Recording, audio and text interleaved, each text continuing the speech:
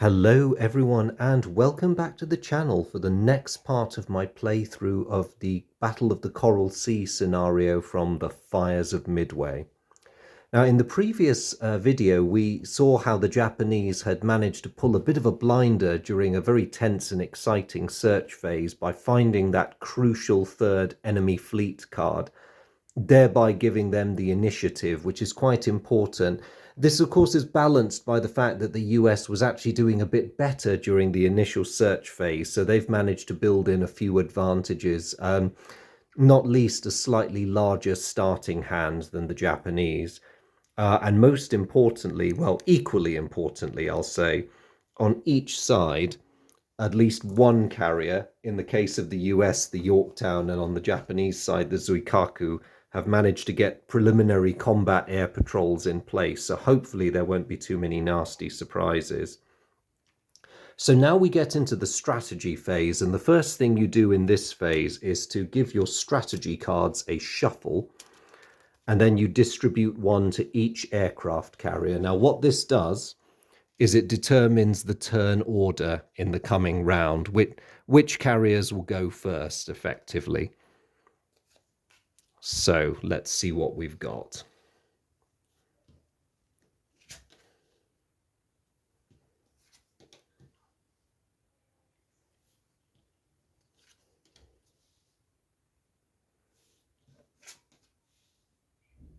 Okay, so as dealt, the US player seems to have the advantage because Lexington will be going first, Yorktown second, Zuikaku third, Shokaku fourth, and Shoho fifth. So when you look at these cards, the action cards, that of course is your turn order, and these are your carrier actions. You can choose either into the wind, battle stations, or save the ship. That is the number of aircraft you can commit on a sortie if you choose either of those options, and that is the number of repair points you get with each choice. So save the ship is pretty much what it says on the tin. Battle stations is a slightly inadequate balance of the two options. Into the wind is what you really want to be doing to launch strikes against your opponent. Now, going first is an advantage, but it's not a complete advantage, because if I compare it to the very end one, you'll notice that the carrier that goes fifth relative to the one that goes second can launch 4 aircraft as opposed to 3. And what this represents is that admirals who use the rush tactic of getting planes in the air as soon as they're spotted and sending them out piecemeal can only send out weaker strike forces, whereas those who take their time and wait to build up a proper strike can send out something slightly stronger. Now, there is something else at play here, which is the fact that the Japanese are the confident player, because in every game, barring any other game effects, the confident player is allowed to swap any 2 of these cards. And what the Japanese are going to do is swap Shoho's turn 5 with Lexington's turn 1. So what's happening now is that Shoho is going first and Lexington is going fifth. Another reason for giving Shoho's turn 5 away is because Shoho has an air complement of only 3 cards. So an airstrike of 4 would have done her no good anyway. And the Japanese quite fancy getting their punch in early, even if it's only a light carrier dishing it out. So now we get the strategic movement. Now, both sides are actually quite keen to get to grips with the enemy for slightly different reasons. The Japanese aircraft have longer legs in terms of their fuel consumption, but that doesn't mean they want to launch strikes from extreme range, because that could leave their aircraft vulnerable, especially if they're damaged. So they are going to close. What they plan to do is Shokaku and Zuikaku are going to take advantage of the low cloud over there and steam under it. The Shoho is still out on a bit of a limb, but they want her nice and close to her US adversary so she can send out a proper strike. On the US side, they're going to take a slightly more cautious approach. The US aircraft are notoriously short-ranged, so they do want to get closer, but they don't want to expose themselves too early either. So the Yorktown and the Lexington groups are going to rendezvous, and like the main Japanese force, they're going to take advantage of the weather and stick to those low clouds, especially as a strike is going to be coming in from the Shoho first. So that's it. That is the strategy phase for this turn. So we now move on to the individual carrier phase, and we are, of course, going to start with brave little Shoho up there. So looking at her card, as we did a second ago, we see she's got her three choices. Now, remember, Takagi is confident in this battle, and his doctrine, because he's a good, aggressive Imperial Navy officer, is that save the ship is not an option. So basically, don't get damaged if you're Japanese. But as she's got no reason to limit herself to battle stations, I mean, she could if she wanted to, but why would you? She's going to turn into the wind and launch her planes. It's an action she can take because she is not on fire. For her sake, let's hope she keeps it that way. Now, looking at her very minuscule air wing, she has a bit of a choice. The Into the Wind 3 would allow her to send her entire force of aircraft against the US fleet. But as a vulnerable light carrier, she must also look to her own defense and the need to have an aircraft available for a combat air patrol.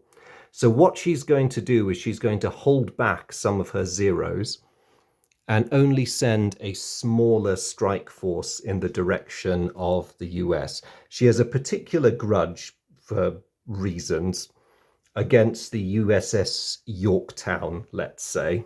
I don't know why she would have such a grudge. I just decided that she does. So that's her force, and we now have to calculate the distance her aircraft travel. So you don't count the space that your carrier is in. So the distance is 1, 2, 3 for the low clouds, and 4 because the position of the US carriers has not been precisely determined. However, once the first Japanese aircraft make contact, they're flipped over, the positions are confirmed. But what it means for Shoho's strike group is that they're doing the hard work of confirming, and it means they have to draw 4 fuel cards. So I'll just make sure the Search or Destroy deck is properly shuffled. And let's see if their fuel consumption is okay. Ooh, they're using up that fuel. It's the top right I'm looking at. Okay, they've got a closing fast. This is good. So 3 headwinds and a closing fast. So that's 3 fuel points used up. The Kate has 4 fuel and the Zero has 5. So they're really not bothered by that in the slightest. So they enter the target zone, which possesses 2 US carrier groups. Now the US has a combat air patrol over the Yorktown, but not over the Lexington. And because of that gap in the cap, the US is going to get a chance to scramble more aircraft. The procedure for spotting incoming strikes is you roll 2 dice if you're the US on account of your radar advantage, or 1 if you're Japanese. And the target number is the size of the incoming strike or less. So it's a small strike package, another good reason to send a smaller strike. And if the US can get a 1 or 2 on 2 dice, it will allow the Lexington to scramble an extra cap fighter. If not, the Yorktown's fighters are on their own. So let's see what happens. And they do it. They only needed 1 of those to be the correct number. So the incoming strike is spotted, and Lexington is able to scramble some of her Wildcats and put them on cap just in time to meet the attack. So because the Japanese strike is escorted, the Japanese player is able to pair the incoming aircraft, i.e. his, off against the defending ones. So he is going to have his Zeros pick on Lexington's Zeros. But unfortunately, because there is so many American aircraft on cap, he has to permit the second group of wildcats to have a run at his Kates. It's a bit unfortunate, but there we go. So the US player, realizing that his fighters are up against a very dangerous opponent indeed, is going to commit a combat card to the action. And so is the Japanese. The Japanese are not going to make the mistake of underestimating the wildcat. So the combat cards are revealed. The Japanese have put forward a fairly powerful one, Samurai Marksman. What have the US got? Oh, the US have done Thatch Weave. So, okay, a lot of things happen here. The Japanese was able to bring his maneuvering dice up to a total of 5, and the US has brought his up to a total of 4. So at this point, both fighter groups are basically trying to see who has outmaneuvered the other for a shot. And on the face of it, the Japanese would seem to have an advantage, 5 dice to 4. However, the Thatch Weave, if it's played against a 0, cancels 2 of the Japanese dice. So it's actually 4 US dice on 3 Japanese. So it's going to be very interesting to see who comes up tops on this one. Oh, and unluckily for the US, the Japanese won it with a 6. It's in competitive dice rolling in this game, the highest number is the one that wins. The highest individual number, that is. If you're tied, you look to see whether there's more than one of the same result. If you're tied again, an undamaged aircraft always has an advantage over a damaged one. So good flying on the part of the US, but unfortunately not good enough. And just to make life worse for them, the Japanese get 1 dice for each bullet icon for inflicting damage, and Samurai Marksman gives them another 2 for 5 in total. So this could hurt, unfortunately. The Japanese open fire. Now, luckily for the US pilot, their highest roll is a 5. And this is the damage track. You cross-reference it again. So the shield icons mean the aircraft is undamaged. Bullet holes mean you're damaged, and the fireball means you fall out of the sky. So because the highest Japanese roll was 5, the Wildcat is flipped to its damaged side. It means the squadron's a bit decimated. But most importantly, they are still alive, and they will be able to fight another day. So there's a bit of a relief in that. Now, what about the other Wildcat, which is boring in on the torpedo bombers? It's going to make a somewhat easier target, I think. The US is very painfully aware of how dangerous Japanese torpedo bombers can be. So they are going to play a card because they want to make sure of their victim. The Japanese, conversely, really want their Kates to get through, so they're going to play a card to support them. And the cards are revealed. Ooh, slightly wasted card on the US side, because of course a card, the icon for cancelling a dice only works on 0s, and that's obviously not a 0.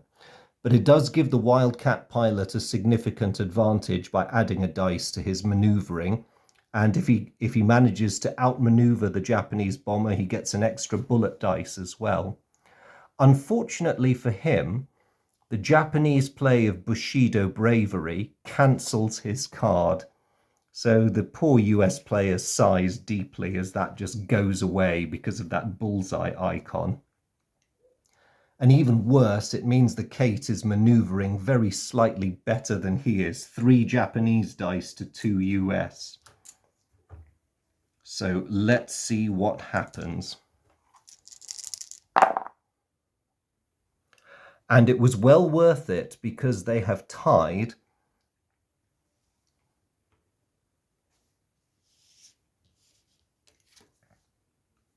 And that Japanese card now goes away.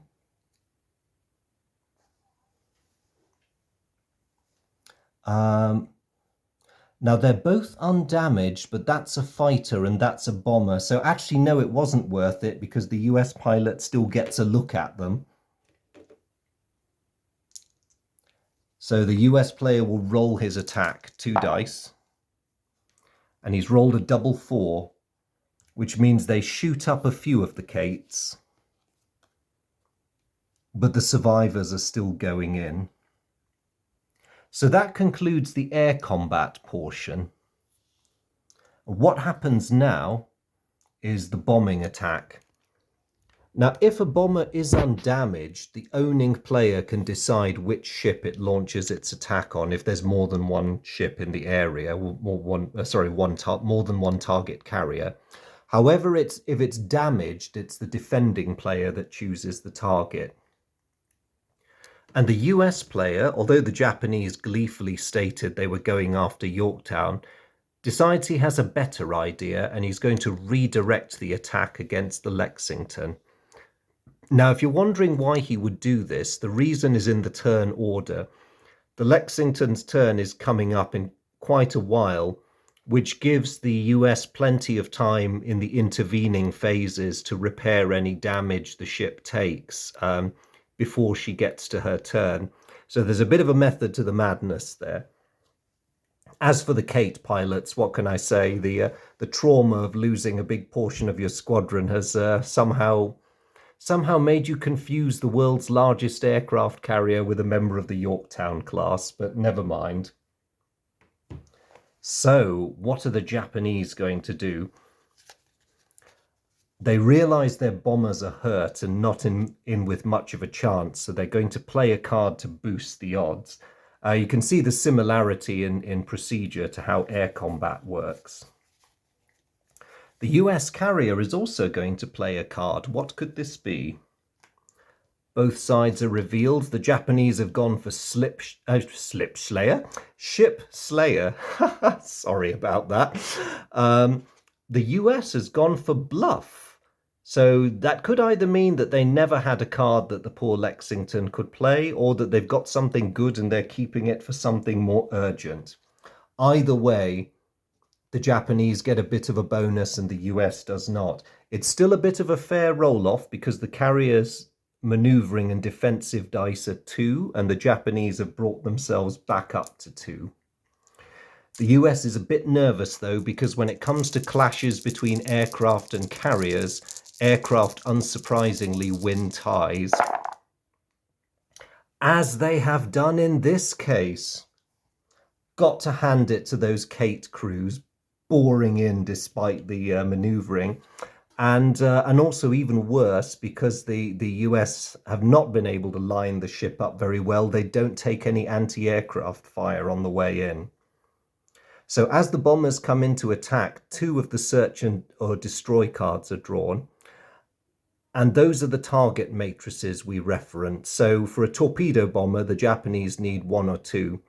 Now, these are identical. Had they been different, the Japanese, as the player who'd won the roll-off, could choose which one they wanted. And conversely, if the US carrier had won the roll-off, they could choose the more disadvantageous one.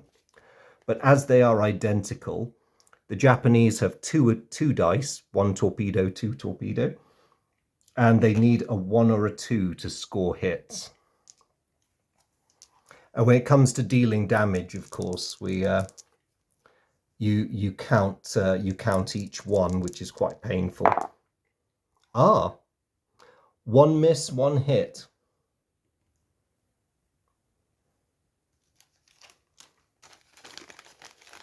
So that handful of Kates that broke through have managed to slam a torpedo into the Lexington, which means she gets a flood counter, and her bulkhead goes up 1 level to its cracked side. So that's rather bad news.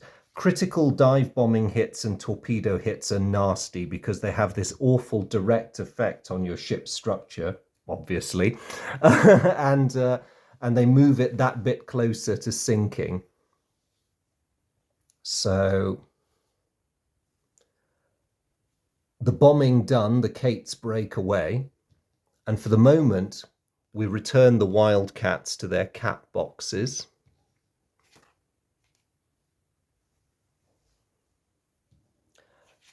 And the Shoho's air wing makes its way home. Now, undamaged aircraft in this game can make their way back to their parent ship with no problems whatsoever. However, if you're on your damaged side, you need to make a safe return roll to see whether you actually get back. And so we need to look back at the strategic map and calculate the distance home. For the purposes of returning home, weather is discounted, so it's just 1, 2.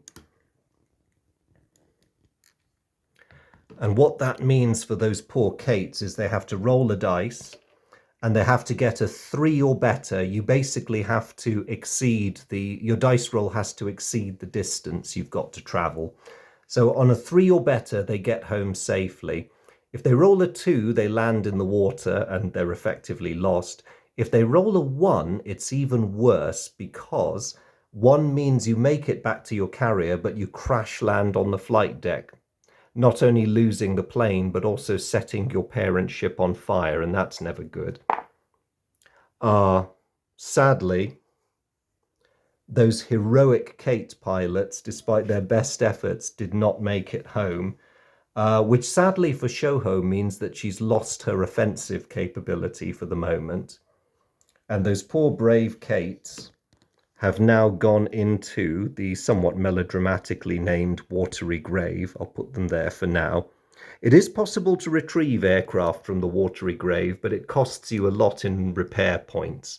And usually when you're spending those, you're busy trying to save your ship more than anything. But we'll see how things go. So now that that's all finished, we complete what's called the resolution phase, and this affects combat air patrol. So the first thing that happens with the resolution phase is that all smoking or damaged combat air patrol aircraft must land. There's only one of those at the moment, and that's Lexington's bunch, so they come down.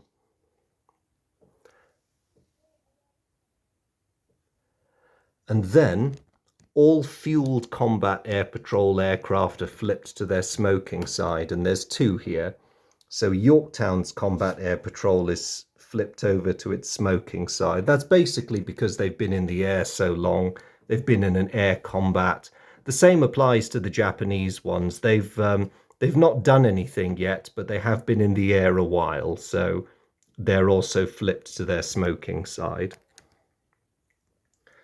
And finally, with the end of Shoho's turn, I'll flip her action card over to remind me that her turn is done. You get the Admiral's action phase. So I'll back out a bit so we can see all the ships. Gosh, that's a bit motion sicky, isn't it? So we'll start with Takagi. His choices are, he could either reload, which is you draw up to your maximum hand size in combat cards, including the bluff card. So the Japanese total is 7. You have to have a think about whether he wants to do that. You can land any of your combat air patrol and scramble a fresh fighter to fill the slot. Or you can spend 3 repair points repairing damage. So what would Takagi like to do? His hand size is still pretty respectable. He's got a good mix of cards in there, and he's got 4 of them, so he might look to his other choices. There's no damage in the Japanese fleet. There's nothing to repair at this stage, but he might want to look at strengthening the cap. So he is going to land Zuikaku's tired fighter. And he is going to order... The difficult choice here is you can only order 1 fresh one to take off. The priority, obviously, are his 2 big carriers, but Shoho is out there on her own with no cloud cover and no cap in the sky. It's a very difficult choice. I think if I were Takagi, I would go with the priority ship. So Zuikaku brings down her cap and Shokaku puts a fresh cap in the air just to make sure that the main fleet units have some cover. What about poor old Fletcher, who suffered a bit of a setback already with the torpedoing of Lexington? Um, he has some broader choices to make. The US hand is still quite full from the beginning of the game.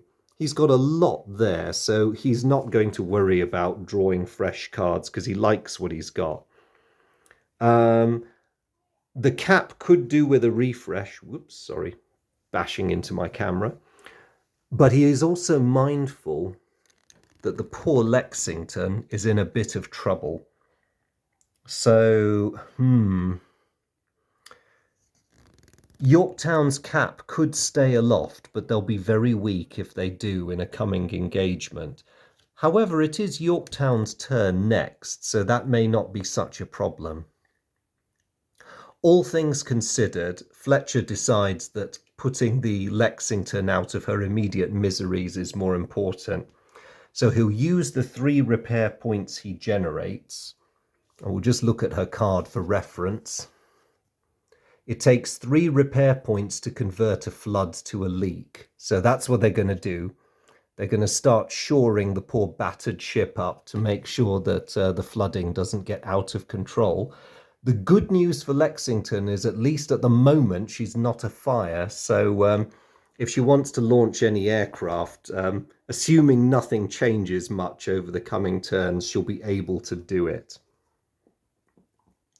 So there we go. That was one complete round of a carrier's turn.